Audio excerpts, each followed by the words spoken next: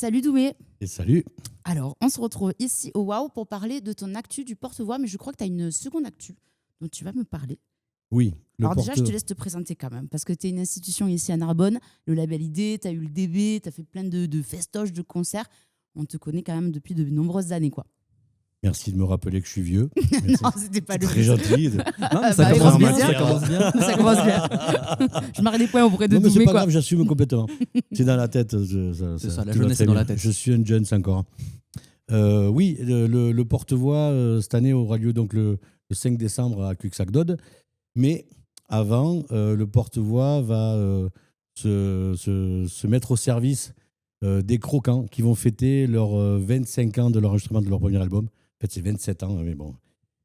Ils se sont rendus compte au bout de 25 ans qu'il fallait le fêter. Donc, le temps de mettre ça en route, on le fêtera et de faire la tournée, qui sont en train de faire une très, très belle tournée. Et donc, on fêtera ça et ça sera le vendredi 16 octobre. C'est le jour exact, la date exacte où ils ont enregistré donc, leur premier album, Ça sent la bière, dans un petit bar de Narbonne, qui était le bar rock de Narbonne, qui s'appelait Les Alizés, avec un petit 12 pistes dans la cave. Et ce disque a cartonné et les fait encore tourner de partout. D'ailleurs, le set de la tournée des 25 ans comprend beaucoup de morceaux qui sont dans cet album-là, quoi. Trop cool. Alors, avant de parler de ces dates-là, je voudrais te poser quelques questions. Maintenant, le porte-voix, ça fait plus d'un quart de siècle, en fait, que ça existe. Hein. Oui, tout à fait, ouais. Et est-ce que tu peux nous raconter comment cette aventure a commencé? Est-ce qu'au départ, ça a été toi tout seul ou tu as fait ça avec d'autres personnes? Non, on ne fait jamais les choses tout seul. C'est vraiment la sous-label idée, elle existe depuis 35 ans. Donc, c'est le porte-voix, c'est arrivé la première fois, je crois que c'était à Montredon, Corbière. Voilà, on a eu plein de festivals et celui-là, effectivement, il a duré un peu dans le temps. Et parce qu'il permettait de taper toutes les esthétiques. Les festivals qu'on avait avant, ils étaient très typés. Il y avait le Raga Vibes, il y avait le Festival Ska International. Ils étaient très typés avec des types de musique. Le fait d'avoir un nom plus générique, ça permettait d'aller dans tous les sens. Ouais, un petit peu tous les styles. Ouais. Quand on pense porte-voix, du coup, j'allais te parler de ça. On a une ambiance qui est très identifiable, en fait. C'est le ska, c'est le rock, peut-être un peu de hip-hop. En fait, c'est vraiment une ambiance très, très festive. C'est musique actuelle. Ouais, musique Donc, actuelle. c'est Ok. très vaste. Ça peut être du rock, ça peut être demain, on tombe fan d'un groupe de blues, pourquoi pas. Là, on va être sur la chanson française. Ok. Et voilà, il y a tellement d'esthétiques qui se mélangent. Voilà. Oui, donc tu n'arrives pas forcément à définir une identité profonde de ce festival. Musique actuelle. Ouais, musique Moi, j'aime actuelle, beaucoup de ouais. styles musicaux. Moi, j'aime de l'électro, j'aime le hip-hop, j'aime le rock, j'aime la chanson, j'aime le raga, j'aime le ska, j'aime beaucoup, beaucoup de musique. Et donc, j'ai du mal à m'enfermer, à écouter. J'aime aussi le punk, le métal, bien sûr. Mais de toute façon, aujourd'hui, j'ai l'impression que les styles musicaux, on en écoute de façon beaucoup plus variée. Bien à sûr. l'époque, on était plus plus rock, plus punk, plus. Aujourd'hui, peut-être avec l'arrivée des plateformes comme Spotify, où on a la possibilité d'avoir un accès à la musique qui est beaucoup plus facile, il y a ce côté où, oui, aujourd'hui, moi je sais que ma playlist, ça passe de hard rock à du classique, Il y a deux écoles. Il y a ceux qui sont vraiment typés et bloqués sur un style musical. Ils peuvent écouter d'autres choses. Ils ont mais ils bifurquent un peu. Mais sinon, ils sont. Voilà, on sait bien que les gros fans de reggae, on les voit pas dans les concerts de métal, quoi. Et vice versa. Oui. Voilà, il y a des gens qui sont vraiment fixés sur des styles musicaux, des fois plusieurs, hein. Et puis d'autres qui sont un peu. Voilà, moi j'aime beaucoup de choses. J'aime beaucoup la musique, donc j'aime beaucoup de choses dans la musique, donc voilà. Ouais, puis aujourd'hui, je trouve qu'il y a aussi un mélange un peu des genres, quoi. Tu as des fusions, en fait, entre Mais carrément, styles, c'est que quoi. des fusions. C'est ça. C'est Donc, que des fusions. Ce qu'on appelle le ska, c'est pas du tout du ska. Le ska originel, c'est pas ça. Qu'il soit jamaïcain ou anglais, c'est pas du tout ça. Là, on est sur du ska rock, du ska punk, on est ska festif. Toute la vague ska qu'on a connue en France, en Europe, etc. Bon, c'est pas du ska originel. Mais c'est catalogué comme ça dans les bacs, on les met là, quoi.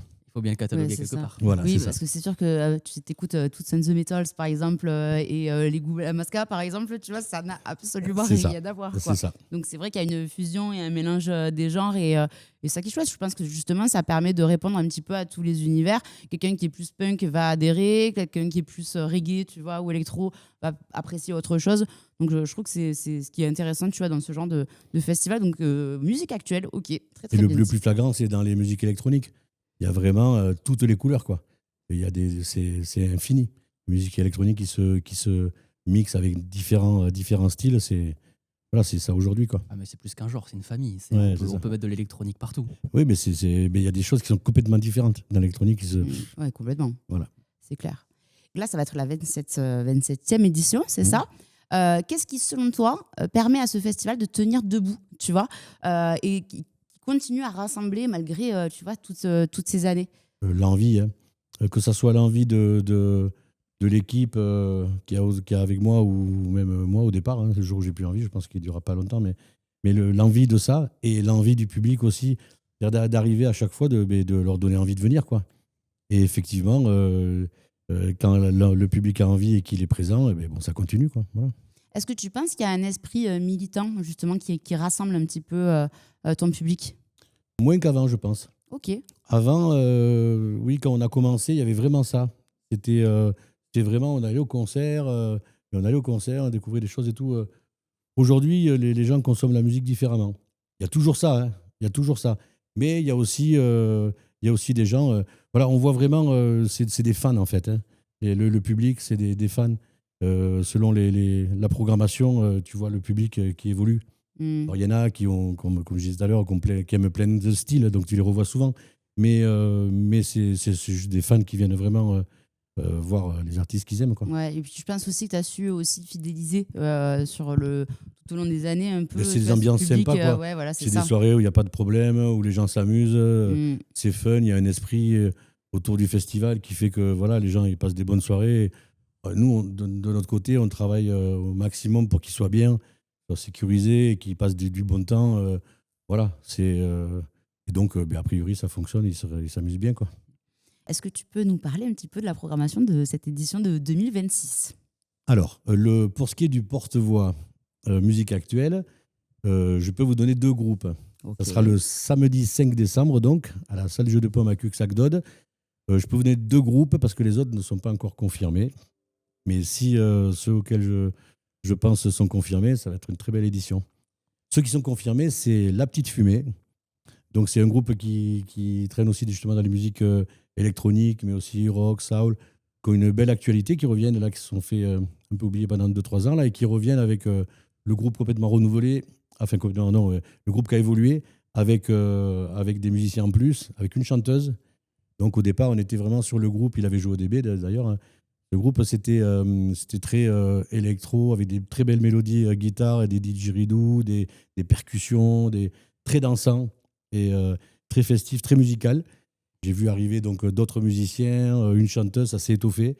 Je sais qu'il y a un gros show, je n'ai pas les détails de tout, mais il y a un gros show avec un gros décor, avec un joli spectacle, quoi. Donc on est très content d'accueillir donc La Petite Fumée. Et on aura aussi un groupe qui est local, qui s'appelle Cartoon Machine, qui reprennent donc toutes les musiques de Disney, etc., en rock, en métal, en punk rock, etc., qui cartonnent très fort aussi, qui tournent beaucoup, qui ont une très très belle tournée cette année, là, et qui nous font le plaisir d'avoir en plus une exclusivité. Toute l'Aude et l'Hérault, vous les verrez que au porte-voix. Donc je peux vous annoncer ces deux groupes, et il y en aura deux autres. Ça me brûle les lèvres de vous dire mais je n'ai pas la confirmation, donc je ne peux pas le faire. Mais bon, j'ai le sourire parce que je pense que ça va le faire et ça va être super. Ok. Et ça, c'est donc pour le samedi 5 décembre à Cuxac-Dode. Et donc, pour l'anniversaire des Croquants? Mais les Croquants font une belle tournée pour leurs 25 ans, etc. Donc, on a pris la date, le jour où ils ont enregistré leur premier album, donc aux Alizés. On a pris la même date, le vendredi 16 octobre, à Cuxac-Dode, dans la même salle. Et là, on a fait une programmation avec eux pour aller chercher plusieurs facettes de la chanson française, en attendant aussi avec des gens qu'ils aiment bien, qui soient bien. C'est leur anniversaire, quoi. On leur fait plaisir. Donc, en plus des Croquants, on aura Picon Mon Amour, qui est un duo, donc contrebassine, accordéon, etc., qui font des très belles chansons humoristiques. Ils sont très drôles, ils sont complètement ravagés, c'est vraiment un plaisir à voir sur scène. Et on aura aussi un groupe exceptionnel, c'est le Rue de la Gouaille, un groupe mythique des années 90 jusqu'à 2010, je crois, ils ont joué. C'était un groupe fondateur vraiment la chanson, c'était la partie chanson française du rock alternatif. À l'époque où moi je jouais dans les Marteaux, on croisait Rue de la Gouaille sur scène, quoi. Là, ils se reforment et ça sera la première date. Donc, on est très content d'accueillir Rue de la Gouaille. Ils reviennent en trio, donc la première formule. Et on aura aussi un artiste de Narbonne qui est vraiment qu'on apprécie beaucoup, qui est talentueux. C'est Hannibal Galland, qui était le chanteur du groupe Le Sillon avant, et qui aujourd'hui tourne en solo, ou des fois en duo, je crois, mais là, il sera en solo avec son accordéon. Franchement, il a beaucoup de talent. C'est des très belles chansons. Donc, on aura une palette assez large de la chanson française, avec un fil conducteur qui est l'accordéon, que tous les artistes jouent de l'accordéon, qui vont être sur scène. Et donc, je pense que ça va être très festif, parce que bon, les croquants, quand même, ils retournaient les bars ici. Ouais, c'est clair. C'était, Je les ai connus. le premier album, ça s'appelle Ça sent la bière, c'est pas du bluff. Après leur concert, le sol y collait, je vous le dis. C'est Je vous vrai. le dis, il fallait avoir les lacets confirme. bien attachés, sinon les chaussures. J'étais. Oui, c'était vraiment, c'est la grosse fête, quoi. Donc tout le monde connaît les croquants, hein, mais c'est la grande chanson française, en gros, qui a été modulée en mode festif. À l'époque, moi je disais punkifié. Bon, aujourd'hui, ils ont d'autres termes, mais ils ont grandi comme moi. Qu'est-ce que vous voulez que je dise? Non, c'est vraiment super chouette. Ça va être une grosse fête. Surtout que le set, il prend beaucoup de chansons du premier album, qui est une machine à danser, quoi. Premier album Ouais, il était hyper s'est festif. écoulé. Bah, ouais, C'est génial, ça va rappeler des souvenirs à plein de Ah, gens. mais là, ils vont tous c'est, se retrouver là. Ouais, Ça va être le rendez-vous je pense. des gens de cette époque-là, quoi. Tout à fait. Donc ça va être très, très, très, très jolie fête. Top. Donc rendez-vous le 16 octobre et le 5 décembre. C'est ça. Ok, parfait. Merci Doumé. Et avec grand plaisir. Bon, maintenant, je vais faire mon petit agenda. J'ai noté quelques dates. À partir du 15 avril jusqu'au 1er mai. Voilà, au moins, vous saurez Il y a où de quoi aller. faire. Voilà, j'ai fait des trucs un petit peu différents pour que ça plaise à tout le monde. Alors, côté culture et musique, le festival Le Patio monte le son. Est-ce que tu connais le Patio? Non. Ah ben bravo, ça fait Ouais, partie mais du je- conservatoire de Narbonne. Je suis un C'est mauvais quand même élève. une institution. Hein. Alors, oui, c'est clair, ça fait 2 fois maintenant que je Mais trouve tu que tu es vois, un mauvais élève. mais Je suis pas, Il faut pas me très poser des contente. questions, j'aurai pas la réponse. Je vois ça. Alors, c'est annoncé le 15, 17 et 18 avril. Le 15 avril à l'auditorium, dans le conservatoire de Narbonne. Puis, 17 et 18 avril à Narbonne-Plage, à l'espace Dominique Baudis. Et c'est entrée libre. Voilà. Le dimanche 19 avril, donc pour une sortie tranquille, la Côte du Midi annonce les vignerons de Garde le dimanche donc 19 avril, avec notamment les vignobles Cap Leucate, à Port-Leucate, Leucate et Port-la-Nouvelle. Voilà, c'est une petite idée de balade, de dégustation. Moi, j'aime beaucoup, c'est une de, De mes toute façon, préférées. on a vraiment le suivi depuis le premier épisode sur l'œnologie. Mais oui, mais Là, moi, je fais un lien avec tout, de toute façon. Donc, c'est très important. Et puis, le vin, c'est la culture. Il y a c'est pas plus Narbonne, local. quoi. Exactement. Le jeudi 23 avril, à Narbonne, donc la visite commentée parcours architectural à travers le centre historique, le 23 avril, donc à 14h30, au départ de la boutique du Palais-Musée des Archevêques. Et le même jour, rien à voir, à l'Arena. Alors là, vous avez droit de vous moquer de ma prononciation parce que je ne sais jamais prononcer le nom de famille de cette artiste. C'est Elena Nagapetian. Attends, montre. Est-ce qu'on Attends. l'a ou pas? Elena Nagapé. C'est ça? Ah ouais, C'est vrai, ça Doué? Une russe. Oui, exactement, Ok. qui est très drôle, une humoriste. Il y a des affiches partout en Narbonne. T'as pas pu Mais si, tu j'ai peux vu, pas mais le- j'ai jamais réussi à le prononcer. Bah voilà, donc je suis pas seule, ça me rassure. Et donc on peut clairement compter sur un petit combo patrimoine l'après-midi et spectacle drôle le soir. Ensuite, samedi 25 et dimanche 26 avril, à Gruissan, il y a les rencontres autour de la BD. Moi, je suis une passionnée de bande dessinée, donc forcément j'irai. Voilà, si vous voulez me croiser, je serai là-bas. C'est au Palais des Congrès les 25 et 26 avril, donc dédicaces, expos, ateliers, performances en direct, co-lecture. Vraiment, c'est le bon plan culture pour les grands et les petits. Donc ça, c'est trop chouette. Si vous avez des enfants, c'est la sortie à faire. Le samedi 25 avril, si vous n'avez pas envie d'aller du côté de Gruissan, vous allez du côté de Narbonne en centre-ville.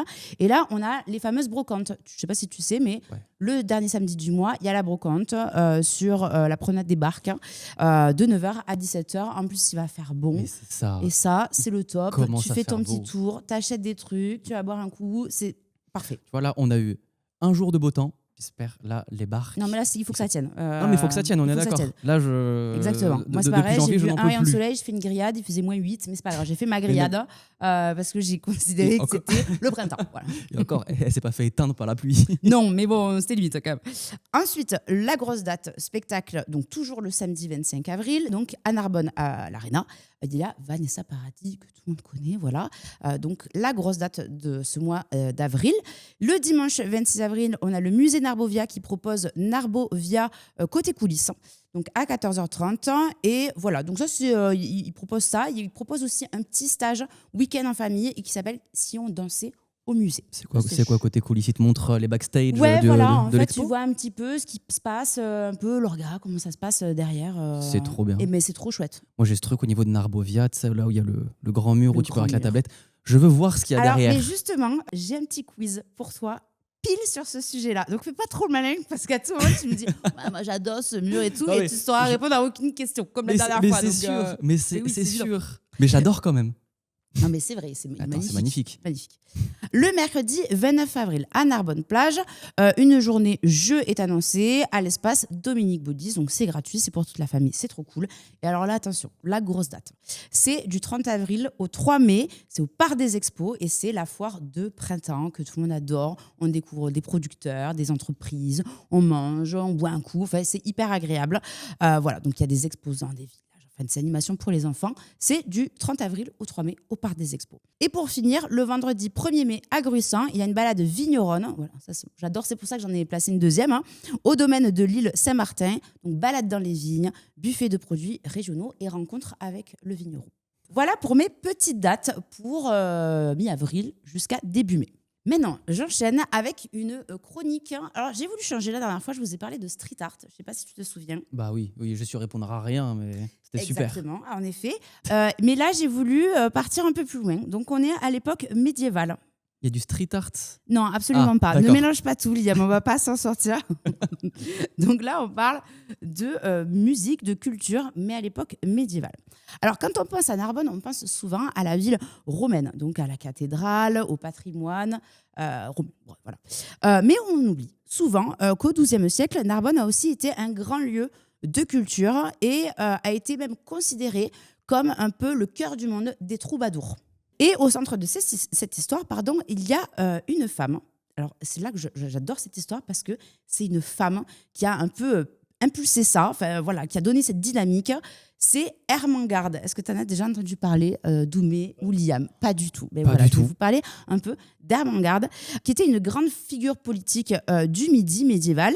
Elle a dirigé la ville pendant une grande partie du XIIe siècle et elle a marqué son époque par son pouvoir, son intelligence politique, mais aussi son rayonnement culturel. Autour d'elle, donc Narbonne devient une ville où ça circule, les idées, la poésie, la culture de la cour.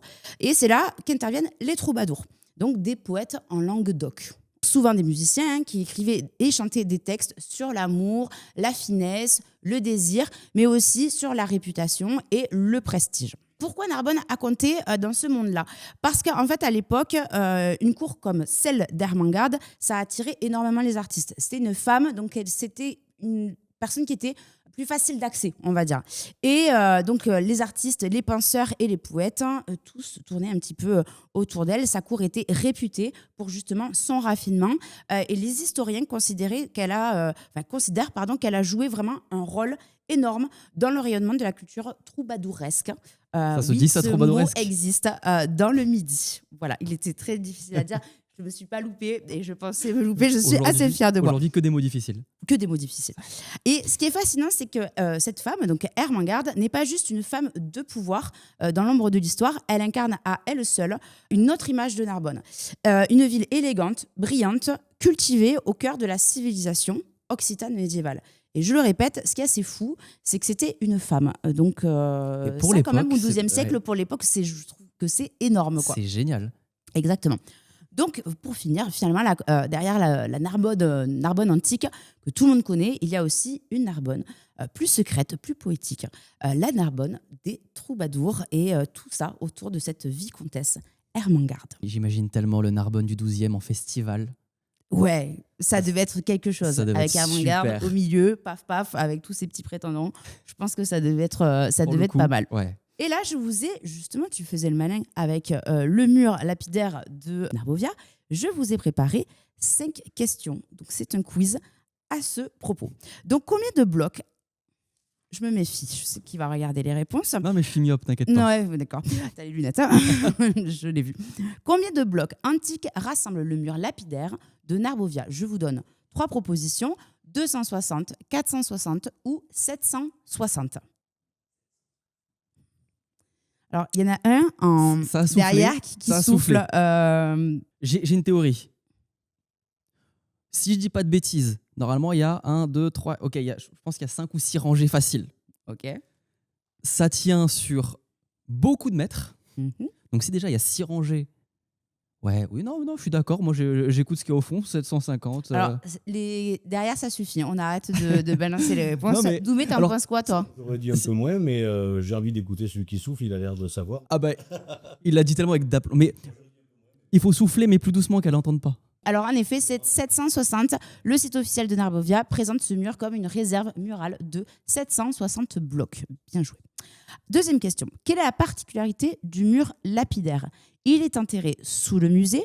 Il est présenté comme un dispositif unique au monde. Il a été construit à l'époque romaine. La réponse D. Elle n'existe pas, Liam. J'ai failli bugger. Je comprends pas. Doumé. Non, il n'a pas été construit à l'époque romaine, Non. c'est un mur en métal. C'est un Il est- échafaudage. ouais. Alors, Narbovia le décrit officiellement comme un dispositif unique au monde. Troisième question. Quelle taille fait ce mur monumental? Donc, 5 mètres de haut sur 30 mètres de long, 10 mètres de haut sur 76 mètres de long ou 12 mètres de haut sur 100 mètres de long. Non, la réponse A. Toi, tu dis 5 mètres de haut sur 30 mètres de long. Moi, je dirais 10 mètres de haut. Toi, 10 mètres de Ouais, haut. parce que c'est un petit peu en contrebas quand même par rapport Ah, à où on est oui. positionné. C'est Ça vrai. suffit derrière. Il y a ce- Il gratte un mètre ou deux là. Ouais, tu vois, je pense qu'il gratte 1 mètre ou 2 par rapport au bas. Puis non, je pense 10 mètres. Ouais, Enfin, c'est possible, c'est 5 possible. 5 Ouais, mètres, ça me semble. Ouais, c'est 10 mètres. Je pense que tu as raison. C'est tout à fait ça. C'est 10 mètres de haut sur 76 mètres de long. Tu t'en Excuse-moi. sors bien aujourd'hui, La Liam. première bonne Ouais, c'est réponse clair, sur en 2 2 émissions. émissions. Alors, quatrième et avant-dernière question. D'où viennent principalement ces blocs antiques? De villas médiévales, de tombeaux et d'autres monuments de Narbo-Marsus ou d'épaves retrouvées en mer? Des 3. Tu n'en choisis Moi, je- qu'une, s'il te Mais, plaît. mais pardon, attends. Mais Où ça je crois qu'il y a des tombeaux. Enfin, il y a une partie tombeaux. Des blocs antiques, hein. On parle des blocs antiques. On Ah, parle des pas de blocs tout antiques. ce qui se passe dans le musée. Ah, mais pardon, parle moi, des je, blocs moi, antiques. Non, moi, je suis me sur faisais ce la mur vie dans ma lapidaire, en tête. fait. Non, on est focus sur le mur lapidaire, Liam. Moi, je dirais les villas. Oui, pareil. Toi, les villas, toi aussi, les Ouais. villas. Et non, les supports pédagogiques de Narbovia expliquent que ces blocs proviennent des tombeaux des nécropoles, mais aussi d'autres monuments de la cité antique de Narbo-Marsus. D'autres monuments dans des villas. Oui, mais non, non, tu arrêtes. Dernière question. Quel système permet de déplacer les blocs dans le mur lapidaire sans se faire mal, évidemment? Un ascenseur panoramique, un transstocker ou un tapis roulant? Un transstocker, ouais. Ouais, je pense, parce qu'il ne me semble pas avoir vu de tapis roulant. En effet, c'est le site officiel donc précise qu'un transstocker circule entre les deux rangées du mur pour déplacer les blocs. Voilà, vous en êtes très bien sortis, messieurs. Je suis très fière de vous. Écoutez, c'est tout pour moi. Donc, merci Doumé, en tout cas, d'avoir participé merci à à vous. ce petit moment avec C'est nous. cool. Merci Avec à vous. plaisir. Et on se retrouve, bientôt. je le dis, 16 octobre et 5 décembre. Merci, Pauline, pour ton super quiz. J'ai Avec grand plaisir. adoré avoir les bonnes réponses. Ouais. Pour le coup. Si tu peux faire que ça sur les prochaines, je suis ravi. Je note, promis. Merci. Maintenant, à mon tour, je vais avoir un petit quiz pour toi. Mais avant tout, le flash info, et on n'y coupe pas, les élections. Les élections, Bertrand Malquier, élu, 59,16% des voix, suivi de Frédéric Falcon, 21,58%, et de Nicolas Saint-Luc à 19,26%. Il y a eu quand même énormément de votants, rien que pour Bertrand Malquier, c'est quand même 12 000 suffrages, ce qui est énorme pour Narbonne. De toute façon, il y a une hausse de la fréquentation par rapport aux dernières élections. Bon, Covid fait que, mais quand même. Deuxième information, donc on a été au salon du chocolat et du vin qui se tenait à Narbonne. Alors, toutes nos petites actualités, on va les retrouver sur nos réseaux sociaux. Le but, c'est d'aller sur le terrain, de venir couvrir avec moi, Hugo, Pauline, pour justement... Johan aussi, Johan Fred. aussi, Fred. Mais oui, Fred, pour le côté sportif, c'est super. Et donc, on a couvert ce salon, donc on pourra avoir des interviews de participants, notamment, il y en a un, il a un concept, je trouve ça génial. Il fait des verres en chocolat, il met du champagne au chocolat dedans. Voilà, donc j'en dis pas plus. Trop bien. C'est Ça m'intéresse. Ça m'intéresse Ouais, aussi. ça me plaît beaucoup. Il n'a pas voulu ouvrir la bouteille juste pour nous, ce que je comprends. Mais bon, c'est à la maison. Mais du coup, on en parle un petit peu plus pour l'interview. Génial. Et donc, petites infos sur le chocolat quand même. 70%, ça vient du cacao d'Afrique. Ça veut aussi dire que c'est soumis à pas mal de variations au niveau climatique. Ça veut dire que au niveau de tout ce qui est le chocolat qu'on connaît, il va y avoir des changements au fur et à mesure des années. Donc ce salon-là, c'est aussi une façon pour eux de se renouveler, de s'adapter à ces nouvelles conditions, si je puis dire. Troisième actualité qui n'a encore rien à voir, un concept pareil.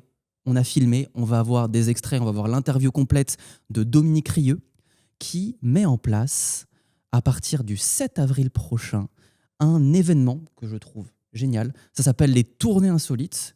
L'objectif, c'est quoi? C'est d'aller dans le château de Carcassonne, le gouffre de Cabrespine, Abbaye et plus, de pouvoir faire des visites guidées. Et ces visites guidées, elles sont musicales. Oh, trop bien. Et ce qui est top, c'est pas une visite guidée tout le long musicale, c'est-à-dire qu'ils ont adapté certaines visites, où par exemple, c'est le château à la cité de Carcassonne. À certains points, il va y avoir un soliste, un duo, un quatuor, bref, où ça va justement s'adapter, la musique. Donc, tu as tout un parcours, en fait, et tu as certains points Ouais. dans le parcours T'as- où tu as des moments musicaux, quoi. Exactement. C'est génial. Tu as des moments musicaux. Donc, on a fait une interview qui a duré une demi-heure parce que c'était tellement passionnant. Ouais. Surtout que c'est 9 lieux. L'objectif, c'est de pouvoir offrir un côté, c'est de souligner par l'émotion une visite guidée qui parfois, peut-être pour des publics un petit peu plus jeunes, les enfants, c'est pas forcément évident de tenir sur le long terme. Là, vraiment, c'est ponctué, mais de plusieurs. En plus, c'est un mix jazz tango. D'accord. Donc, c'est vraiment un mix qui est super Vivant. original. Et C'est vivant, Ouais, ouais. C'est vivant. C'est quand même financé par l'Union européenne parce que l'objectif, c'est de permettre, depuis le Covid, il y a une baisse de fréquentation au niveau touristique. Et donc là, c'est que des lieux. Et c'est de faire sur ces lieux-là, ces visites guidées uniquement à des moments creux de ces lieux. Donc c'est l'occasion de les revitaliser. C'est l'occasion de permettre de redynamiser ces lieux-là, de se réinventer surtout, parce qu'aujourd'hui, on parle surtout de se réinventer. Et on va en parler avec l'actualité suivante. Et sur cette actualité suivante, c'est comment est-ce qu'on se réinvente aujourd'hui?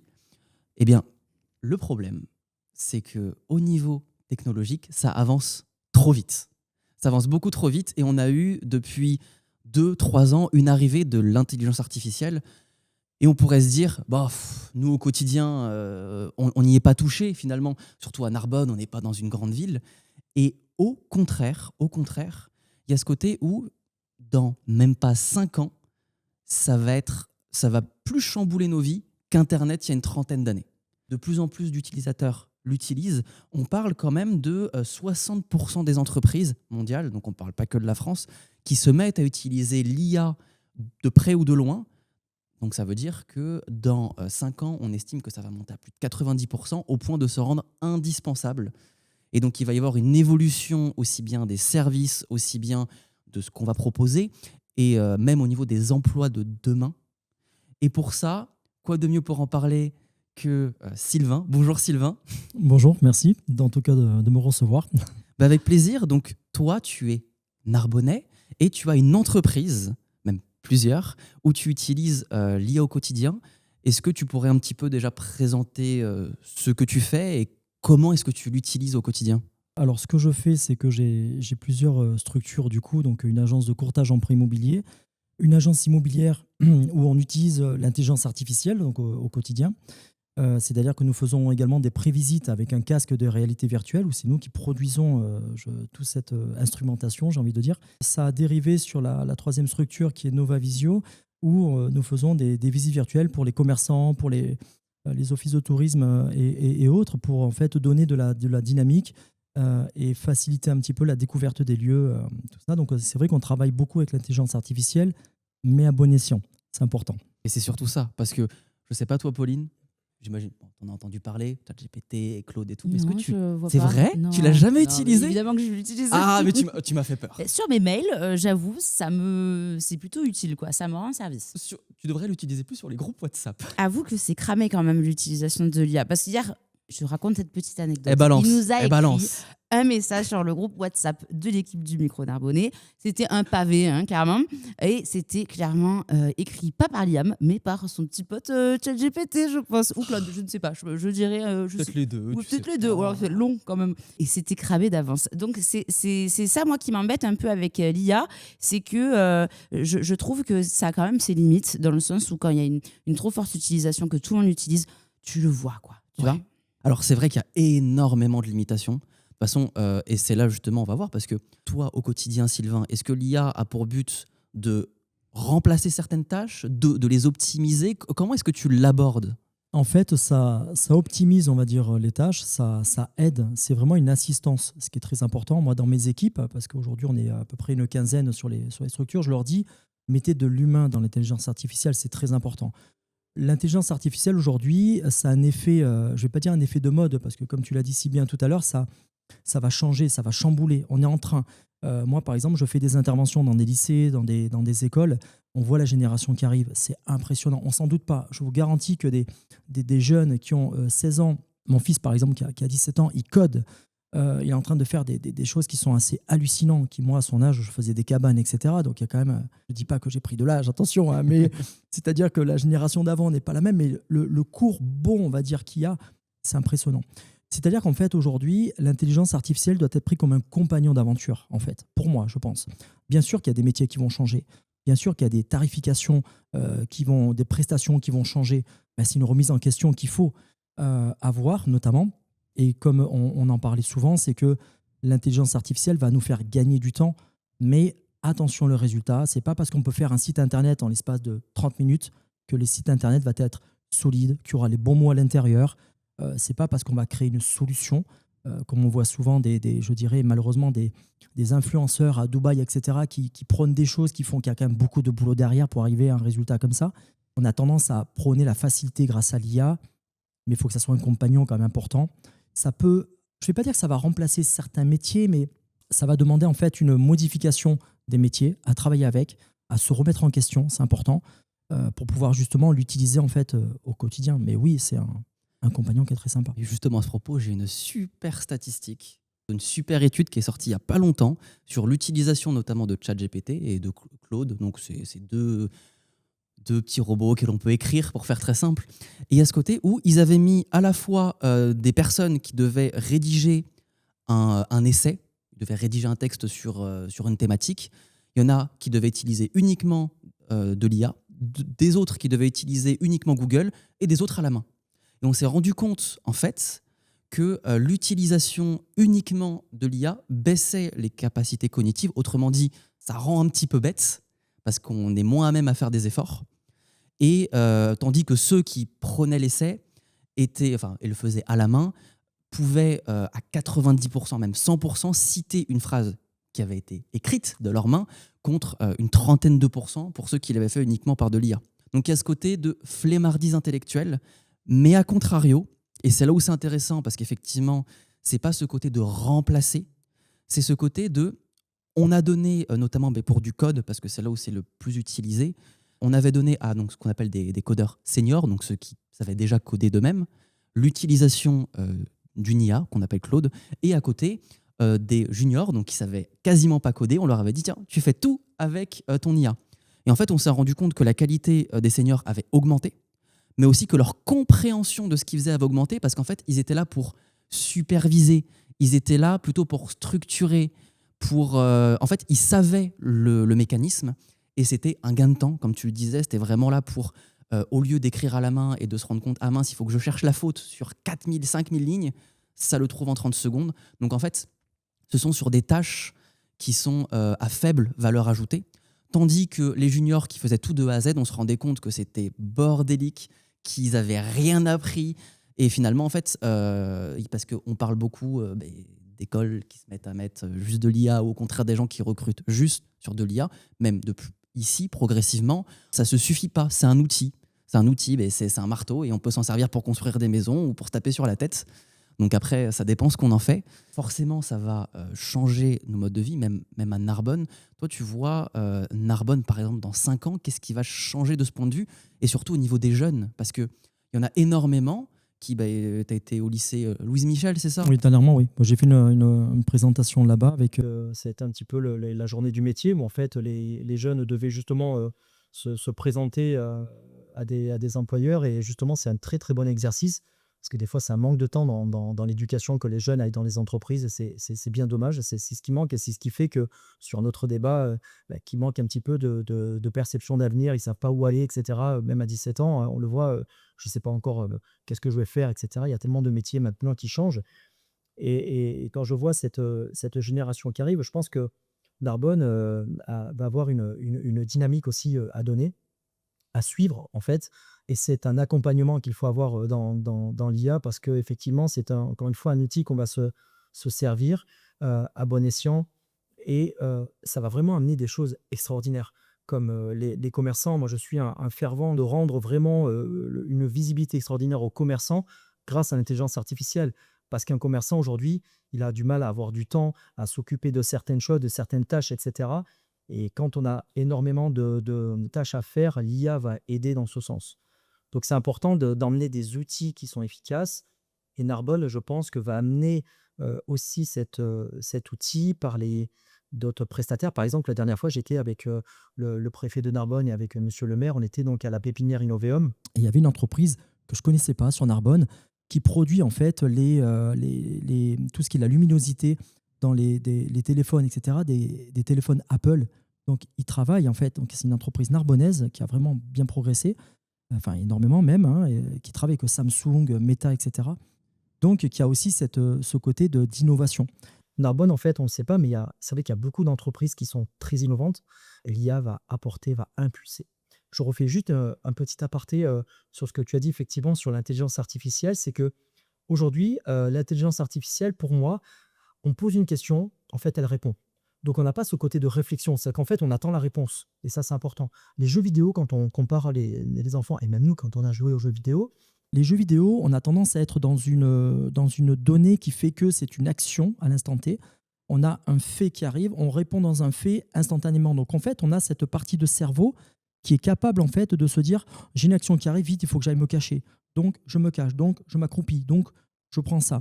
Donc vraiment le cerveau travaille je pense d'une autre façon, alors que l'IA on va lui dire comment je peux faire un Paris-Brest, voilà, pim pim pim pim pim. Voilà, il donne la solution. Comment je peux faire un site internet, voilà, et à côté il y a un site internet. Donc il n'y a pas la réflexologie est différente. Donc il faut faire vraiment attention à cette évolution là.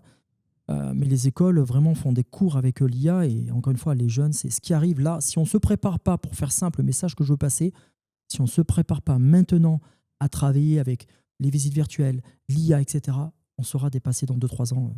Et même, je rebondirais, parce qu'on peut se dire, oui, ça c'est un sujet de jeunes. Pour être au contact au quotidien avec des personnes qui sont en situation de fracture numérique, donc souvent des personnes du 3e âge, l'utiliser. En fait, je vous prends un exemple que j'ai eu il y a 2 jours. Il y avait une personne qui était quasiment aveugle. C'est-à-dire, elle avait les lettres quasiment, c'était une lettre affichée sur le téléphone, et elle n'arrivait pas à lire. Gemini, c'est une IA qui est sur le téléphone, elle le contrôle à la voix. Et donc, il y a ce côté où on pourrait se dire, c'est loin de nous, mais ça facilite aussi pour souvent nos aînés ce côté de pouvoir rester autonome le plus longtemps possible. Parce qu'il y a ce côté où ça va pouvoir accompagner. Et en fait, là, ce côté... C'est de l'assistanat, quoi. Ça assiste la personne. C'est ça. Et en fait, ce côté assistanat qui, peut-être, pour les personnes plus jeunes, peut amener sur de la paresse intellectuelle, sur des personnes ici, notamment sur Narbonne, où on a une population qui est quand même relativement âgée, et ça permet de pouvoir assister un petit peu plus, de pouvoir... rien que le fait de contrôler le téléphone à la voix, c'était dingue pour elle. Oui, c'est un confort de vie qui est intéressant pour les personnes âgées. Ça, c'est vrai. Mais de toute façon, je pense que dans l'IA, il y a une utilisation qui est judicieuse pour les personnes âgées, par exemple, ou des enfants qui ont des difficultés à communiquer. Enfin, je pense que pour plusieurs populations, ça peut être très intéressant. Et à contrario, pour des jeunes, moi je vois, mon fils est au collège, c'est pas ce qui va le stimuler. Ouais. Donc voilà, je pense qu'il y a du bon à prendre et malheureusement, un petit peu 2-3 trucs à laisser, quoi. C'est ça. Mais par contre, je sais pas toi, Sylvain, mais je trouve au quotidien, c'est un très mauvais créatif. Par contre, c'est un excellent critique. Imaginons, au lieu de l'utiliser pour générer, il a un devoir à faire, au lieu de faire le devoir de A à Z, qui critique ses réponses, qui critique son devoir, je trouve que c'est excellent pour ça. Enfin, je sais pas si tu l'utilises dans ce sens. En fait, il faut le prendre comme un assistant. Moi, par exemple, j'ai créé avec ChatGPT justement pour mes conseils immobiliers, j'ai créé en fait comme un simulateur, comme si en fait il démarchait des clients, la façon en fait qu'ils parlent, etc. Et que l'IA leur dit oui, mais moi, par exemple, j'ai pas le temps de vous répondre, etc. Et en fait, d'avoir cette répartie bienveillante, c'est vraiment très important. C'est ce que je prends dans mes structures, la bienveillance vraiment, mais que l'IA va aider justement à mettre des situations que quelque part, une personne physique devant n'aurait peut-être pas forcément le temps de faire en fait aujourd'hui. Donc ça peut être aussi un très bon prof, et même quand on parle dans le côté médical, pour revenir dessus, imaginons par exemple dans un centre, il y a des personnes qui ont Alzheimer, malheureusement, et j'ai envie de dire, l'IA peut apporter un système où que la personne va parler et va simplement répondre, et que si la personne malheureusement arrive dans ce côté d'oubli, va reposer en fait une question, et l'IA va pouvoir répondre comme si c'était en fait un compagnon d'aventure en fait quelque part. Donc c'est vrai que quand on voit les robots, etc., qui arrivent avec les robots d'Elon Musk, etc., ouais, ça fait peur. Mais n'oublions pas de ce qu'on a aujourd'hui. Ce sont des films qu'on a vus déjà il y a quelques années. En fait, on y est dedans. Il faut prendre effectivement l'IA avec ce côté, je dirais, de faire attention, de contrôler, notamment pour les enfants. Moi, j'incite à contrôler ce genre de choses. L'État, d'ailleurs, revient un petit peu sur le fait de bloquer les réseaux sociaux en dessous de 15 ans. Je crois que j'ai vu ça à peu près. C'est à 40. Ah ouais, c'est rien. Ouais, ouais, j'ai vu 15-16 de bloquer en fait en dessous. Parce que malheureusement, ça va tellement vite que même les gros mastodontes ne peuvent pas trop, je pense, faire contrôler. Je pense que tu es vraiment plus à même que moi sur ce sujet-là, mais ça va tellement vite, et c'est exceptionnel. Moi, je vois ma belle-fille, elle a 2 ans, elle prend l'IA, la cuisine, elle fait des super trucs qui arrivent. En fait, elle prend sur cette partie assistante, assistance de l'IA, et c'est exceptionnel, quoi. Voilà, on arrive à des résultats, mais vraiment pour le médical, ça va aider. Moi, c'est ce que je veux en fait. C'est que ça va plus dans le bon sens, ça tire vers le haut en fait, l'IA. De toute façon, ça va être comme toute avancée, il va y avoir du positif et du négatif. Tout à fait. Mais au niveau de Narbonne, donc toi qui es au contact, parce qu'avec Nova Visio, tu es énormément au contact Oui. de plusieurs entreprises narbonnaises, parce que tu vas directement sur le lieu, faire la 360. Est-ce que tu as l'occasion d'en parler un petit peu avec certains? Comment est-ce qu'ils l'accueillent sur Narbonne? Il y a des interrogations, pour être totalement transparent, parce qu'en fait, ils ne maîtrisent pas l'après. C'est la projection, en fait, c'est souvent OK, il y a ça, mais c'est génial, mais en fait, qu'est-ce qu'on en fait? Quelle est la valeur ajoutée? Comment ça se passe, etc.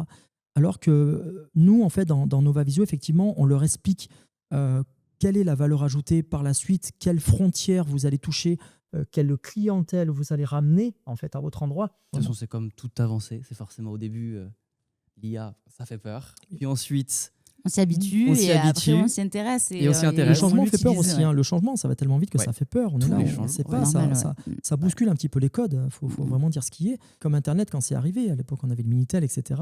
Les téléphones portables, on se rappelle. Maintenant, pour nous, ça devient une évidence, les téléphones portables. Mais il y a quelques temps, là maintenant, on arrive à des téléphones portables qui se plient. Bientôt, ça sera transparent. La montre, moi, quand j'ai parlé de montre, en fait, au départ, on m'a rionné. Non, ça se fait. Donc, on a tous les éléments qui sont aujourd'hui en accélération, et l'IA propulse ce genre de choses.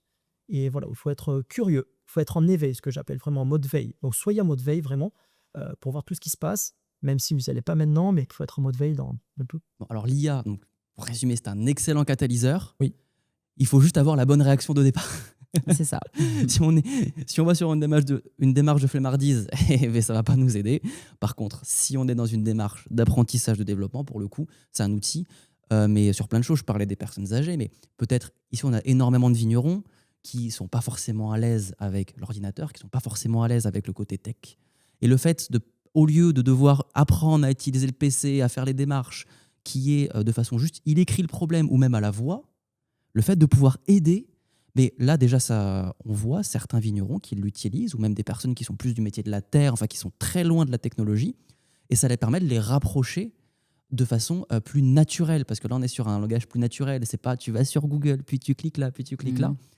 Après, évidemment, ça va avec pas mal de dérives, comme le fait de mal l'utiliser sur WhatsApp, de faire des messages un peu trop génériques. N'est-ce pas, Liam?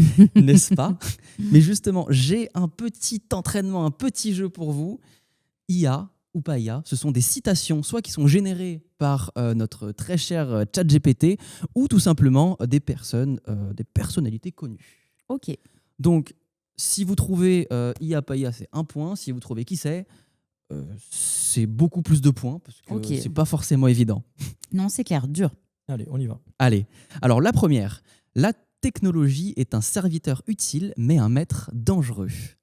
IA, pas IA. Est-ce que c'est mon petit prompt ChatGPT qui m'a dit... C'est IA. Moi, je pense que c'est IA? IA. Pas IA. Ok. D'après toi, ça serait qui? Oh, voilà, qui en termes de personne, je vais pas dire un philosophe, mais Joker. Joker, allez. Alors effectivement, c'est humain. Désolé, Pauline. J'étais persuadée que j'allais être trop forte sur ce jeu. Mais tu vois. Non, c'est Christian Louange, donc, qui est Nobel, qui a un prix Nobel. J'en dirais pas plus. J'allais dire philosophe en fait. Moi, Ouais. j'étais parti un peu dans là. Bah, c'est vrai que c'est très philosophique, Oui. ce côté serviteur, maître. Enfin, il y a ce c'est ça. côté, tout à fait, clairement. Alors, pour rester dans la dynamique, l'intelligence artificielle est probablement la plus grande invention de l'humanité ou la dernière. Pas IA. Moi, je mettrais l'IA. Ok. Tu Pas dirais. IA. Alors, Moi, ok. je dirais pas IA. Si t'as pas le nom, ça viendrait d'un mec qui vient de quel secteur? Ah, je dirais plomberie? justement... Non, Ah. je dirais justement le secteur de la technologie. La tech? Ouais. Ok. Alors, effectivement, c'est Stephen Hawking. Donc, c'est technologie, c'est science. Enfin, c'est science, Du de la coup, j'ai un physique. point de plus ou pas? Oh. J'ai presque trouvé. Gros. Allez, hop, 1/4 de point. Merci. Je sais pas. Non, mais effectivement, donc Stephen Hawking, qui était aussi un petit peu avant-gardiste là-dessus. Troisième, nous façonnons nos outils, puis nos outils nous façonnent. Et ça rebondit bien sur ce que l'on disait. D'après vous, IA, pas IA? Moi, je dirais IA. IA? Ouais, je Ok. dirais IA aussi. IA? Aussi, c'est pas foulé, quoi. C'est pas fou. Oh, il s'est Non, pas il foulé. s'est pas foulé sur cette Eh ben, citation. Marshall McLuhan, je suis désolé pour lui. Désolé, Mais tu Marshall. t'es pas foulé, désolé Marshall. Me liker en tout cas sur les posts. J'ai perdu un follower. Vraiment. Alors la quatrième, l'intelligence artificielle, elle ne pense pas, elle prédit ce que nous allons penser. Alors évidemment, c'est peut-être pas une citation qui date du 19e siècle, je vous l'accorde, mais j'ai peut-être pris des philosophes modernes. Je dirais IA. Ouais, moi je dirais IA parce que du coup on en a fait 3 qui n'étaient pas IA avant. Si je prends dans les Ouais, stats, puis je me sens dis, que bon, tu t'es foiré là sur ah la ouais, là, phrase. c'est juste là, les stats, ouais, là. Je me dis, bon. Non, alors je me suis pas foiré sur Je la sais pas, phrase. tu l'as annoncé d'une manière où je me suis dit non, c'est l'IA. Tu vois. C'est l'IA. Mais en même temps, on n'a pas donné le nombre de questions. Peut-être il y en a 30 en fait et les 4 premières. Alors sont- effectivement, il y en a 28. Ça va être long. Ça va être très long. Ça va être très long. Effectivement, c'est l'IA. Ouais, statistiquement, il fallait que j'en mette au moins une. Et oui. La cinquième, la machine peut tout apprendre sauf ce que cela signifie d'être humain. IA, pas IA, ça viendrait d'un détracteur. Là, je dirais pas IA. Ouais, je dirais pas l'IA aussi, ouais. Ouais, parce que je pense que l'IA va pas forcément s'auto-saboter, quoique des fois. Mais ouais, non, pas IA. Pas IA. Ah, dommage, C'est dommage, l'IA. dommage. Ah, c'est l'IA.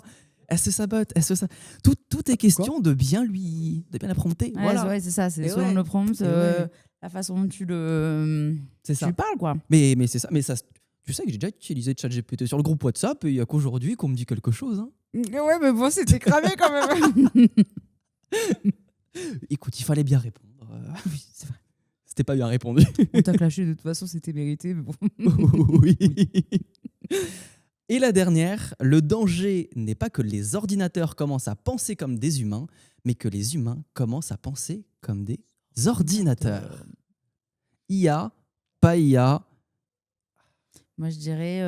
Je sais pas, j'allais dire IA parce qu'il s'est pas foulé, mais bon. Parce qu'il s'est pas foulé. Ouais, il s'est pas foulé. Il s'est pas foulé. IA parce Non. qu'il s'est pas foulé. Moi, je dirais pas IA. Pas Ouais, IA. pas IA non plus. Ok. Oh, c'est fou, ça commence. Non, mais pas le IA, mais retour- écrit sur le. Tu vois Le sur la va-vite, quoi. retournement de veste. Non, mais c'est vrai, mais il a écrit sur un comptoir, ça, après 2-3 ricards, non? Eh ben désolé, Sidney Harris. C'est pas foulé, quoi. Vraiment. À chaque fois qu'il s'est pas foulé, c'est un humain. Non, mais comme quoi, c'est difficile de faire la distinction pour peu qu'on le prompte bien, Oui, pour voilà, peu c'est- qu'on lui mette ouais. le bon cadre. Mais et c'est de plus en plus difficile. Je ne sais pas si vous avez vu les images qui étaient générées il y a déjà 3 ans par rapport à ceux d'aujourd'hui. Ça n'a rien à voir. Ouais, c'est clair. Mais ma petite Madeleine de Proust, ils utilisent toujours Internet, générait beaucoup, les personnes d'Internet généraient beaucoup des images par IA, et on a une évolution. Je ne sais pas pourquoi, les gens ont toujours pris Will Smith comme référence. C'est-à-dire qu'il y a des photos des générations de photos, de vidéos de Will Smith qui mange des spaghettis, et on voit l'évolution de Will Smith qui est complètement déformé avec des spaghettis qui volent dans Ouais, tous de les la sens. qualité à ce jour, ouais. Ah, mais de l'indiscernable. Si on avait le truc où au bout d'un moment il y a quelqu'un qui avait 10 doigts dans chaque main, et maintenant avec sa main pleine de doigts, il n'y en a que 5.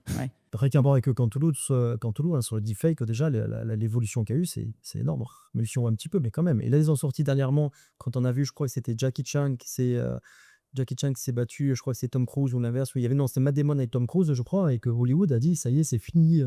Ça a vraiment fait une évolution en ce risque. Ah non, mais c'est pour ça. Et c'est vrai que même la façon dont on s'informe va énormément évoluer parce qu'on va pouvoir faire de moins en moins confiance avec les images et les vidéos.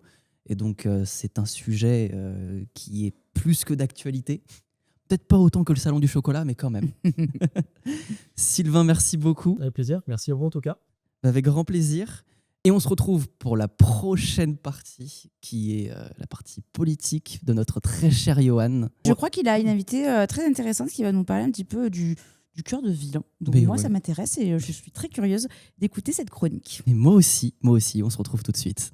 Je suis donc avec Johan qui va nous parler du cœur du centre-ville, je crois, de Narbonne, Tout à fait. et qui a une invitée. Donc je te laisse nous présenter ton invitée. Oui, nous sommes donc avec Christelle Fraisse, qui est présidente de l'association En Ville, qui représente donc les commerçants du centre-ville, mais qui est aussi une chef d'entreprise, puisqu'elle a plusieurs commerces, 2, qui se nomment Arc-en-Ciel. Tout accès, mobilier, déco. Voilà. Est-ce que tu peux nous en dire un petit mot? Et tout d'abord, merci de m'avoir invité. Merci à toi. Donc, Christelle Fraisse, présidente de l'association En Ville depuis 3 ans. J'ai la boutique Arc-en-Ciel rue de l'Ancien Courrier, et oui, dédiée donc au mobilier intérieur, extérieur, à la déco, à l'art de la table, accessoires de cuisine.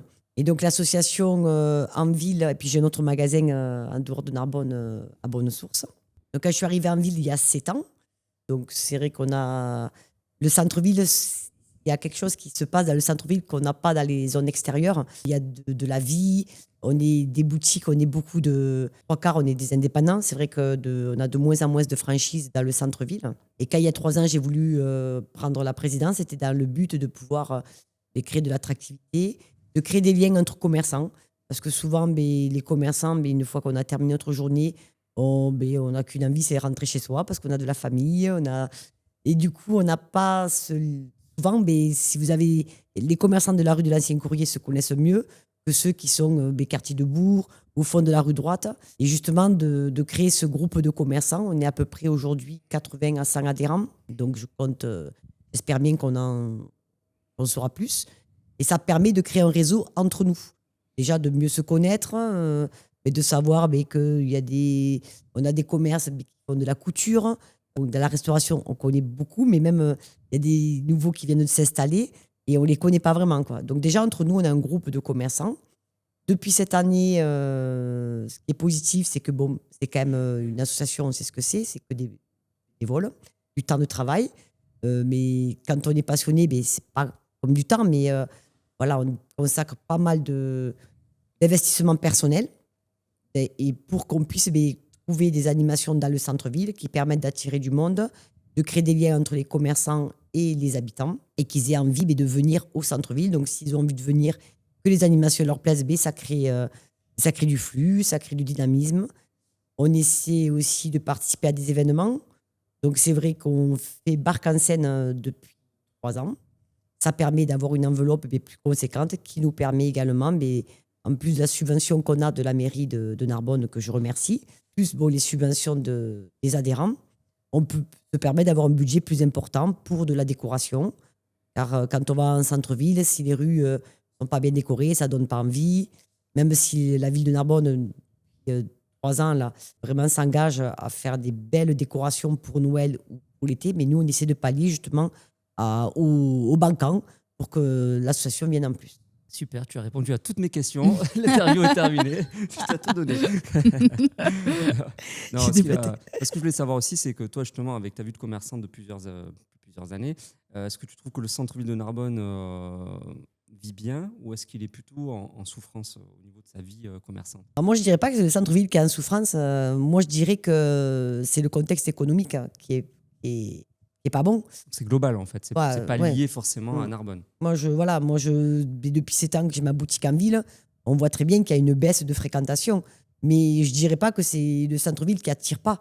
C'est juste que économiquement, c'est compliqué. Et le fait que j'ai 2 magasins, là, par exemple, depuis qu'il y a la guerre, franchement, on a beaucoup, depuis 3 semaines, on est tous impactés. Parce que toi, tu discutes avec d'autres associations de commerçants d'autres centres-villes, je sais pas moi, les villes.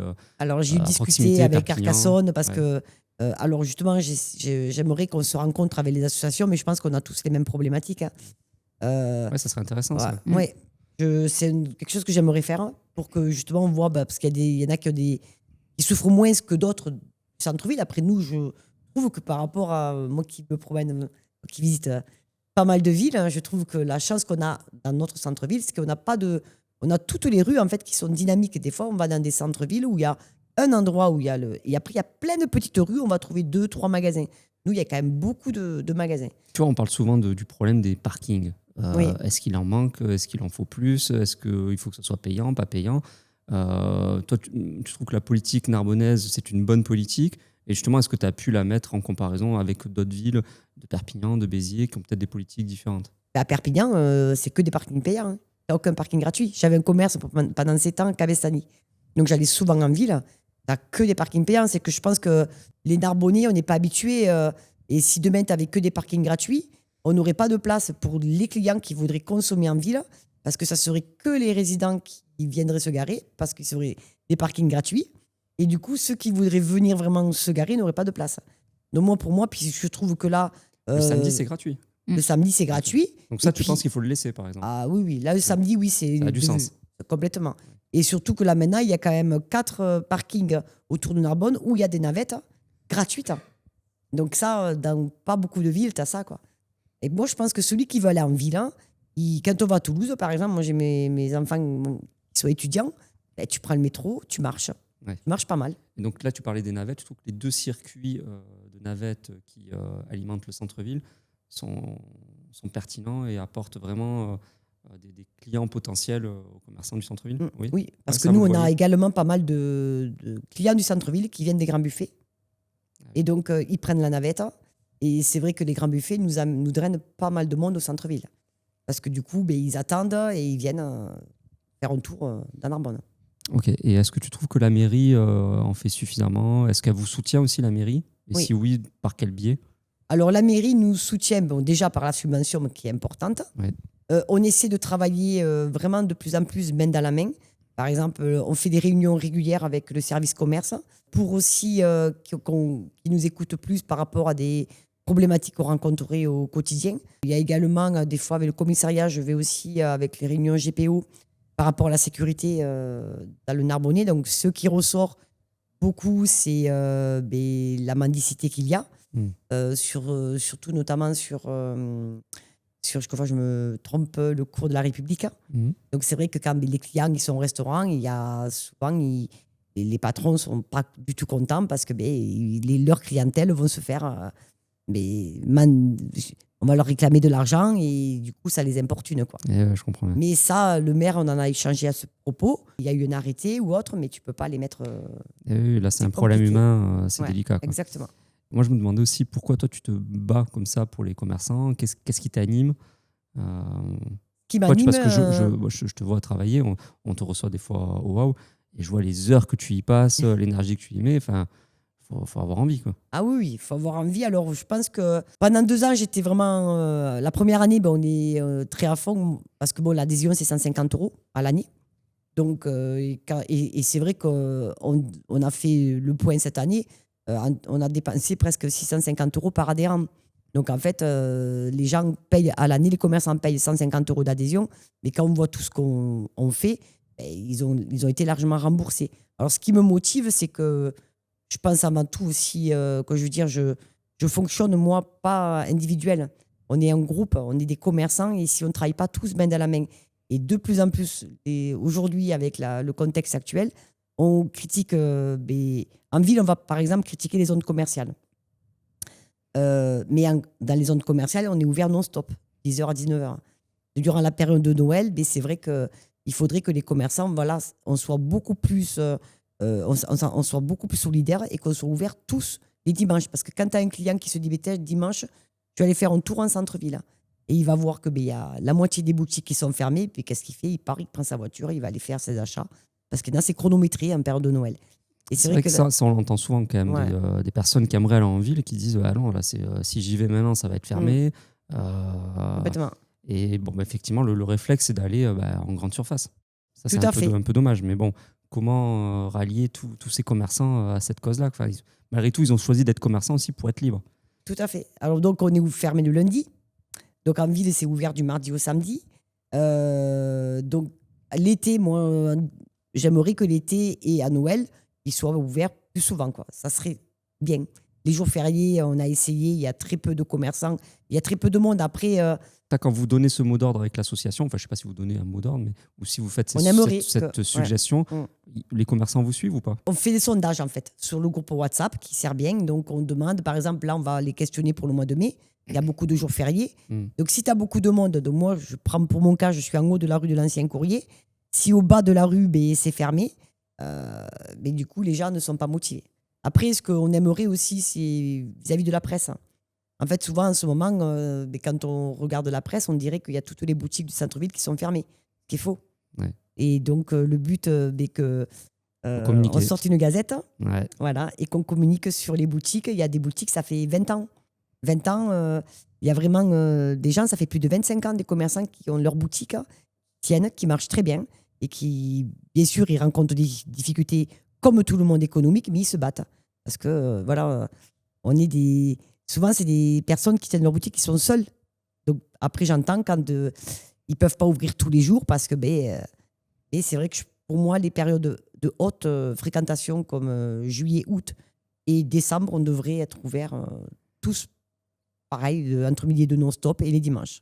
Et si tu devais convaincre un Narbonnais ou non Narbonnais d'ailleurs de venir consommer en centre-ville, tu lui dirais quoi? Déjà, un Narbonnais, de faire vivre le commerce local. C'est hyper important parce qu'avoir un centre-ville sans commerce avec que des rideaux fermés, c'est même pas envisageable. Ça serait plus du tout le Narbonnais. Le Narbonne ne ressemblerait plus à rien sans tous ces commerces. Donc déjà, oui, de consommer local, qui soit sensible, même si on ne fait pas travailler tous les commerces du centre-ville, mais déjà, chacun apporterait une part qu'on éviterait ces fermetures de magasins si tout le monde était responsable. Parce que si on ne consomme pas du tout dans le Narbonnais, mais on ne peut pas après pleurer si les boutiques sont fermées. Ouais, un centre-ville fermé, oui. c'est triste. Quels sont les prochains événements qu'organise l'association? Donc le prochain événement, on fait la chasse à l'œuf, le samedi 11 et samedi 18 avril. On passe par Julia Webb, la magicienne, qui a également été demi-finaliste à la France un incroyable talent. Donc on essaie aussi, quand on fait des animations, de faire travailler des locaux. Ça, c'est quelque chose qui me tenait à cœur en tant que présidente. Donc voilà, donc ça va être le samedi après-midi de 14h à 18h. Il y aura donc, elle les accueillera sur la place de l'Hôtel de Ville. Et après, il y aura des groupes avec des indices qui seront dans les boutiques adhérentes du centre-ville. Et il y aura des lots qu'on fera gagner. Et donc, on a 2 trésors. Bon, c'est le chocolat. Et qu'on prend au temps du chocolat rue Jean Jaurès. Et au chocolatier qu'on a rue de l'Ancien Courrier, Chabana. Ok, super. Dernière petite question, peut-être pour faire le lien justement avec la rubrique précédente. Est-ce que toi, tu utilises l'IA dans ton commerce? Et est-ce que l'association n'aurait pas peut-être une carte à jouer, peut-être pour accompagner les commerçants à justement utiliser l'IA pour, je ne sais pas, faciliter leur gestion ou leur marketing ou autre, je ne sais pas. Alors moi, oui, l'IA, depuis que j'ai découvert ça, c'est mes enfants qui m'avaient fait découvrir ça. Au début, je ne comprenais pas trop, j'étais un peu sceptique parce que j'ai dit, mais en fait, ça va nous remplacer surtout. Moi, en tant que patronne, je me dis, ça remplace plein de postes. Donc au début, j'étais un peu méfiante, j'avoue. Et puis en fait, quand j'ai compris vraiment le gain de temps, souvent on se dit, ça remplace des postes. Donc en fait, le temps que je perdais à essayer de construire, ne serait-ce que pour ma communication, des fois, quand je dis, qu'est-ce que je pourrais faire du lundi au vendredi. Comme c'est devenu mon meilleur ami, il me connaît, il me souhaite bon courage, des fois. Il me motive et je trouve que ça bien. Mais comme on dit, il ne faut pas que ça soit... ça ne peut pas te remplacer toi, mais ça t'aide en fait à être plus performante ailleurs. Et moi, je trouve que je suis plus productive. Et donc, dans l'association, on s'en sert également. Ça nous aide, mais on ne fait pas tout avec l'IA. Ce n'est pas possible. Quoi. Merci d'être venu. Nous aussi, on te souhaite bon courage Et avec merci beaucoup tes de activités m'avoir fait. et avec l'association. Et à bientôt. À très bientôt. Merci, Christelle. Merci. Bienvenue aux Étoiles du Sport. Donc aujourd'hui, on a un invité privilégié. Donc on va le laisser se présenter, mais je vais quand même dire donc il s'appelle Principe Baldini. Et entre autres, il est champion d'Europe de vitesse. Donc il va vous expliquer de quoi. Et je te laisse la parole, Principe. Pour moi, notre sport magnifique, la vitesse, c'est quelque chose qui te rend dedans et t'aide à affronter les fantômes et les difficultés de la vie.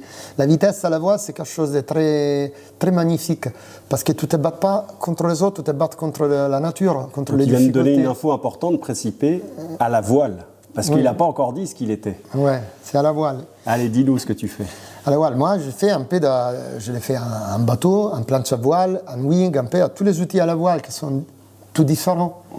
Maintenant, j'organise, avant que j'étais promoteur immobilier, que j'ai fait une vie un peu plus sérieuse en tant qu'économiste, je me suis mis pratiquement en full-time à organiser des choses pour la vitesse. Et ici, sur la plage de La Palme, j'organise un championnat du monde de planche à voile et planche à voile. Il devance mes questions. Il est fort, il est fort. D'où vient cet accent, Principe? Dis-nous. Eh ben, vient de Rome. Narbonne, c'est la fille préférée de Rome. La fille c'est de Rome, le deuxième porte romaine. Je t'assure qu'ici, je me sens à la maison plus qu'à Milan. Narbonne, pour moi, c'est la maison. C'est Rome. Tu devances les chroniques de tout à l'heure, parce que tout à l'heure, on va parler de ça, justement. Ah ouais? L'histoire de Narbo Martius. Toute l'histoire de Rome. Tout a commencé en moins 118 avant Jésus-Christ, mais ça, on en parlera, parce que c'est une émission aussi culturelle. Ah ben, c'est Qu'est-ce que tu intéressant. peux me dire sur le Prince of Speed? Où ça a lieu et depuis combien de temps? Et qu'est-ce que c'est? La Prince of Speed existe dans 2017. L'idée, il est venu en 2010. Parce qu'avant, on organisait des compétitions en France à Saint-Marie-de-la-Mer, et sinon à Carpathos ou en Namibie, à Walvis Bay. Et au moment où on a décidé de chercher des autres endroits, moi je connaissais la plage de Loué dans les années 90. Je me suis mis là, mais il était une plage super plat, mais avec un angle de 5 degrés. Imagine que ça c'est la plage et ça c'est le vent. Toi, pour aller vite, normalement il faut un angle très abattu à 135-140 mètres. Après toi les clapots. Alors on a travaillé, je me suis mis à travailler avec Andrés Brinda, qui était un champion du monde de l'époque, sur des profils asymétriques des voiles et des aérons. Et avec là, on a exploité au maximum le potentiel de la plage du Rouet de la Palme. Prince of Speed, c'est le record de vitesse sur de la planche à voile. C'est le championnat du monde en planche à voile et planche à voile foil. Après, c'est un autre événement que c'est les tentatives de record du monde absolu. Signifie tout support. Okay. Bateau, kite, wing, planche à voile. Tu sais, quand tu fais des records du monde, c'est de différentes catégories. C'est 10 mètres carrés, 20 mètres carrés, 50 mètres Alors carrés. justement, est-ce que tu peux nous dire les records de vitesse qui existent en planche? En planche, tu as des différents. Parce que toi, à 500 mètres, tout d'abord, la vitesse, il a des différences, comme dans les Jeux Olympiques, tu as les 5 mètres, 200 mètres, la marathon. Alors on va dire le record absolu alors. Eh ben, absolu, parce que les 500 mètres, normalement, c'est fait dans un canal. Et ça, c'est pas tout à fait c'est un peu faux. En Namibie, je crois. Oui, c'est ça. non, mais aussi ici, avant, il était en Afrique du Sud.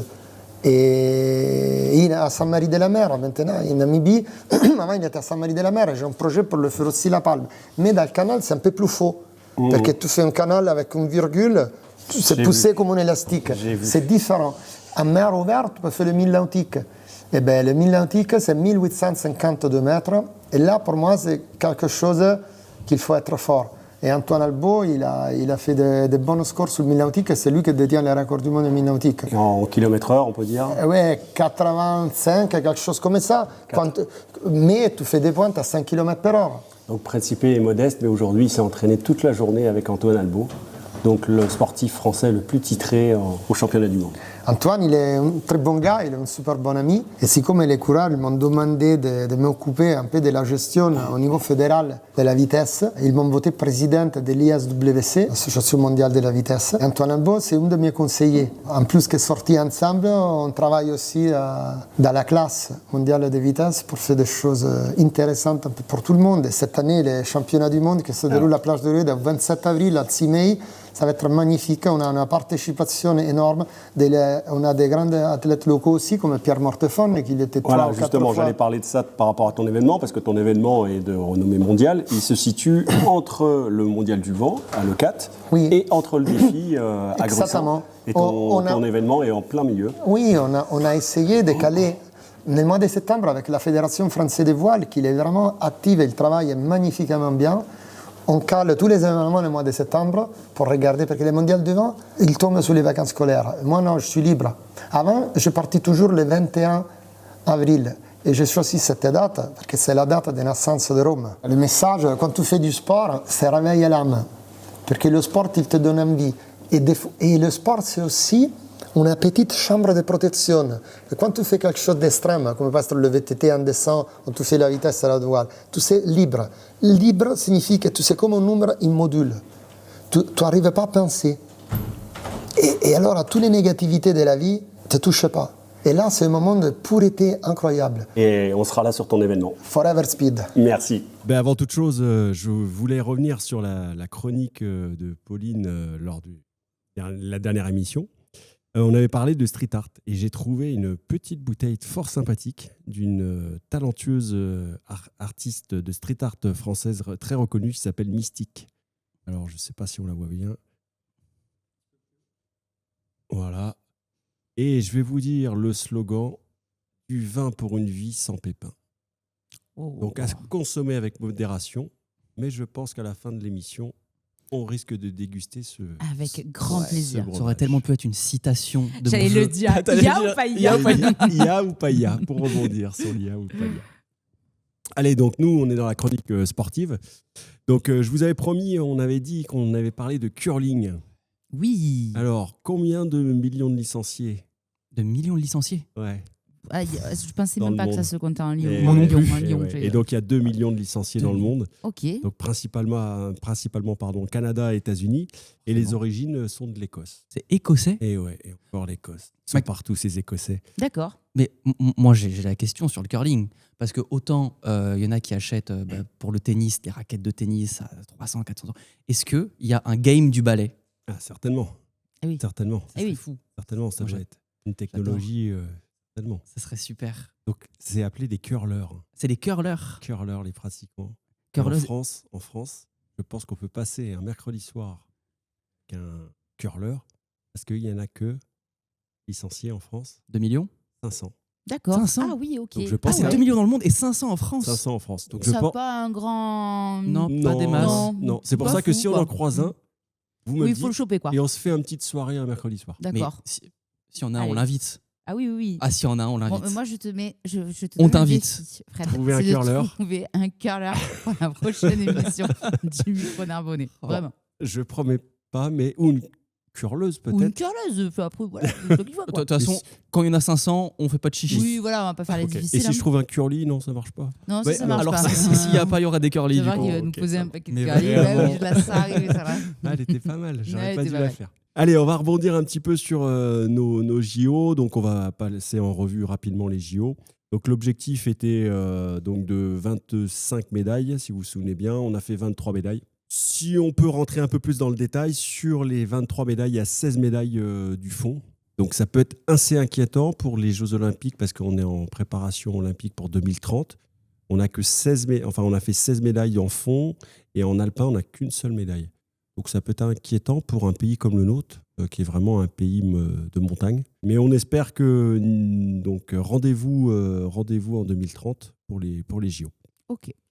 Vous avez vu, je porte un joli coq. Mhm. Magnifique. Voilà, magnifique. Victoire. Pas grand chelem, par contre. On avait parlé du grand chelem. Pas grand chelem. Par contre, on peut parler de ce score de basket, 50-40 pour l'Écosse, qui gagne contre l'équipe de France. Mais on a eu notre revanche. Victoire de 48-46 au forceps, donc contre l'Angleterre. Match de folie. Match de folie. Donc on peut mettre en avant Louis Billembarré et Mathieu Jaillère. On va revenir un petit peu en local parce que c'est très important pour nous. Tout à fait. Donc en local, on a Narbonne qui vient de battre Rennes et qui donc réintègre le top 3. Ah, Il fera partie de tout à l'heure de mon j'aime pas. Je Ok. dirais pourquoi. Il y a une petite chose qui est peut-être pas cohérente, mais bon, on en reparlera tout à l'heure. On sait qu'il aime pas. ça, il apprécie pas en tout cas. Là, c'est. Le volley. Donc on a été voir Bastien Anglade avec Pauline. Tout à fait. Très sympathique comme interview. Ils n'ont pas pu se qualifier malheureusement pour les play-in. Donc on va leur souhaiter que du bon pour la saison prochaine 2026-2027. Exactement. Voilà. On sera avec Pauline le 18 et 19 avril du côté de la Côte Indigo, du côté du marathon, et Oui. pas que marathon. Pas que marathon. Ouais. Il y a plein d'animations et plein de choses qui vont se passer. Tout à fait. Donc les distances, c'est que donc il y a 5 km, 10 km, le semi-marathon et le marathon et des courses enfants. Et vu que vous êtes là, je suis obligé de vous poser une petite question. Le marathon, c'est quelle distance? 42 et des bananes. Oui, alors l'histoire, c'est pas 42 parce que 5. oui, 4. parce que ça passait devant ces 198 mètres, parce que ça faisait un détour Il est pas mal, t'es pas mal, ouais, t'es pas loin. pour la reine d'Angleterre, pour que ça Bravo. passe devant, c'est ça? Oh, bravo.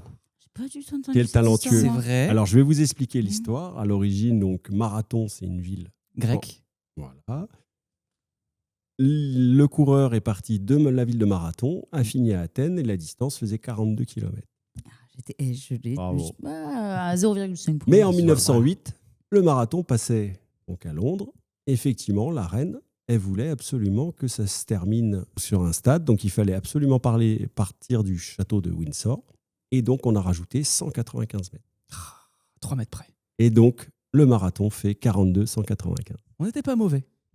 J'ai dit 42 et des bananes. Ouais, Tu non, mais vois, c'est- on est ça, bon, ça hein. fait quelques bananes. Ça fait quelques bananes, beaucoup On de s'en bananes. approche. On va rebondir. J'ai oublié tout à l'heure et omis de dire les événements qui vont venir. Donc, on a parlé de marathon de côté Indigo. Mais il y a le match du Racing qui va être important. Racing Périgueux le 11 avril à l'arène.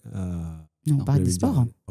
Donc, on revient rapidement sur le marathon. Donc, côté Indigo qui a lieu le 18 et 19 avril. Mais juste avant, il y a le 11 avril, il y a le match Racing contre Périgueux. Donc, stade. Ok, top. Voilà.